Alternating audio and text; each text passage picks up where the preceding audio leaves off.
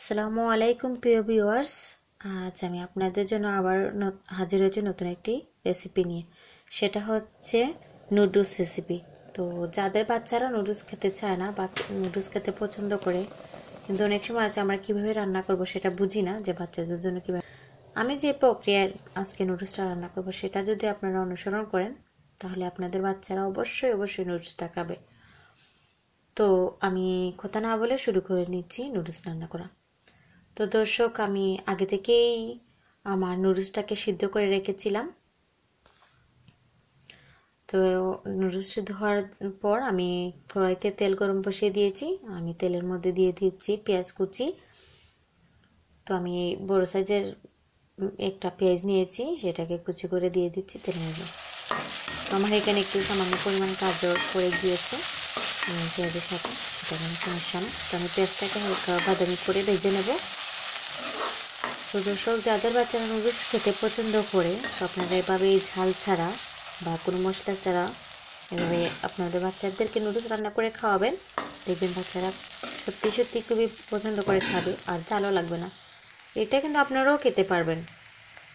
তো আমি আমার বাচ্চার জন্য যে রান্না করবো সেটা কিন্তু আমিও খাবো, সমস্যা নেই। আমি এখন দিয়ে দিচ্ছি গাজর এবং আলুকে গ্রেট করে রাখা আলু আর গাজর।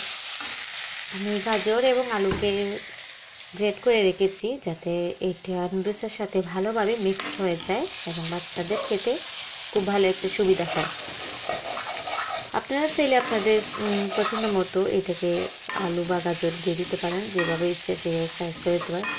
তো আমার মনে হয়েছে আমার বাচ্চা যেহেতু ছোটো, তো ওর তো ভালোভাবে ধাতু উঠে নাই, আমি মনে করছি যে গ্রেট করে দিলে ওর একটু ভালো খেতে পারবে ভালোভাবে, তাই আমি গ্রেট করে দিয়েছি। এখন আমি পরিমাণ মতো একটু লবণ দিয়ে দেবো। লবণ যদি কম হয় পরে আমি আর গ্রেট করে নেব। তারপর আমি সামান্য হলুদ দিয়ে দিয়েছি। এখন আমি এগুলোকে ভালোভাবে মিক্সড করে নিলাম।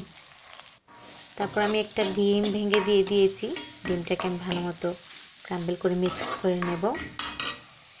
আমি চাইলে আপনারা চাইলে ডিম পরেও দিতে পারেন, কিন্তু আমি এখানে পেঁয়াজের সাথে দিয়ে দিয়েছি যাতে ডিমের যে গন্ধটা থাকে ওটা যেটা। তো দর্শক, এখন আমি নুডলসের সাথে যে মশলাটা থাকে সেই মশলা প্যাকেটটা ঢেলে নিচ্ছি।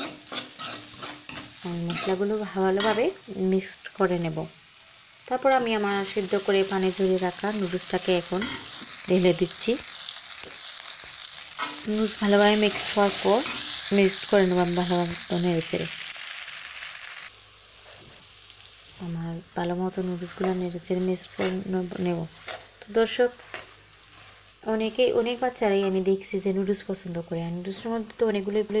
তো আমার মনে হয়েছে যে আমার বাচ্চাকেও আমি যদি একটু নুডলস রান্না করে খাওয়াই তাহলে কেমন হয়।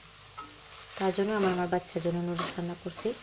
আমার বাচ্চার বয়স 14 মাস, কিন্তু এখনও ওর পুরোপুরি দাঁত ওঠে। মাত্র উপরের পায়ের সাইডে 2টা উঠছে, নিচের দিকে 2টা উঠছে, মাত্র 4টা দাঁত উঠছে। ওর কেন জানি না দাঁত উঠতে লেট হচ্ছে। আচ্ছা, যাই হোক। তো আমি এখন ধনেপাতা কুচিয়ে দিয়ে দিয়েছি।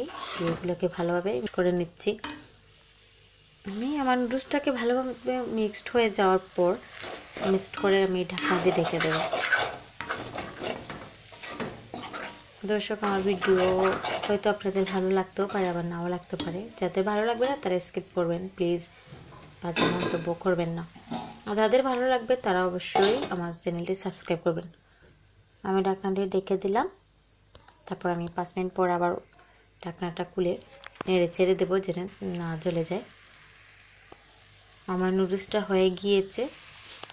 এর মধ্যে আমি মাঝে মধ্যে নেড়ে চেড়ে দিয়েছিলাম। দেখেন আমার নুডলস হয়ে গিয়েছে পারফেক্ট। এটা আমার বাচ্চারা খেতে পারবে, আমার বাচ্চা খেতে পারবে। এখানে তো আমি মরিচ অ্যাড করি নাই। বাচ্চাকে বৃদ্ধরাও খেতে পারবে, এমনকি আমরাও খেতে পারবো, সমস্যা নাই। একটু ঝাল একটু কম, আর কিছু না। তো যদি আপনাদের ভালো লাগে তাহলে অবশ্যই আপনারা এইভাবে নুডলস রান্না করে আপনাদের বাচ্চাদেরকে দিতে পারবেন। ওকে ভিউয়ার্স, ধন্যবাদ আপনাদের সবাইকে। আসসালামু আলাইকুম।